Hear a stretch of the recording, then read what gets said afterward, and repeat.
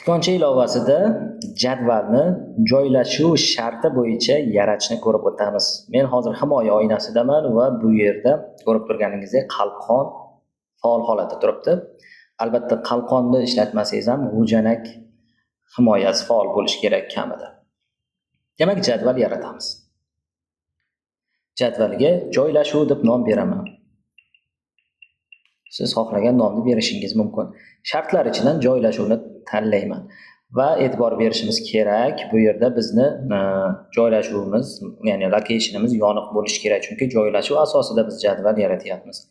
Va buni bir marta bossangiz, agar ruxsat bo'lmasa, ruxsat berishni so'raydi. Albatta GPS hamda joylashuv ruxsati bo'lishi kerak.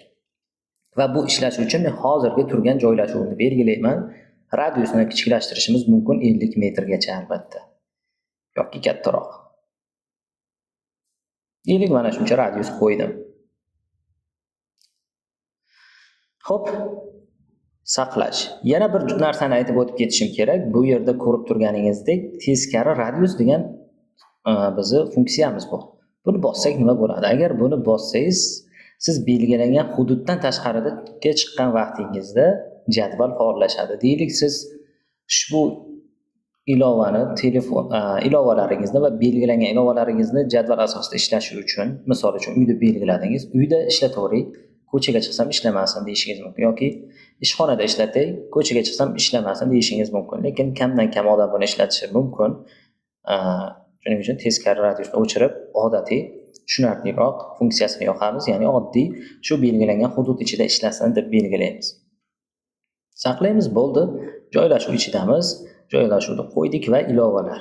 Ilovalardan xo'p, Chrome'ni belgilab turaman YouTube bilan.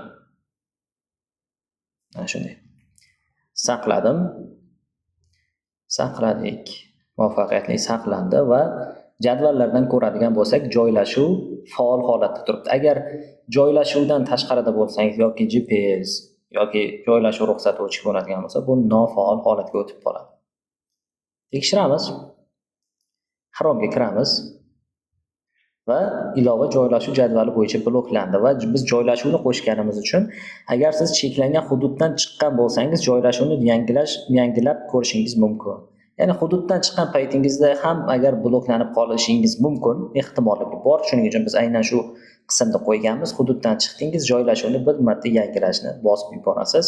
Agar siz rostdan ham hududdan chiqqan bo'lsangiz, bu bloklash avtomatik to'xtatiladi. Hozir men hududdaman va bloklash hali ham ishlayapti. Mana shunday. Xo'p, YouTube'ga ham bitta kirib ko'rsatib beraman.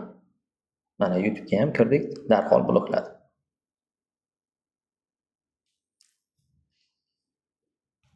Demak, bizni jadvalimiz, joylashuv asosida yaratilgan jadvalimiz faol ishlayapti.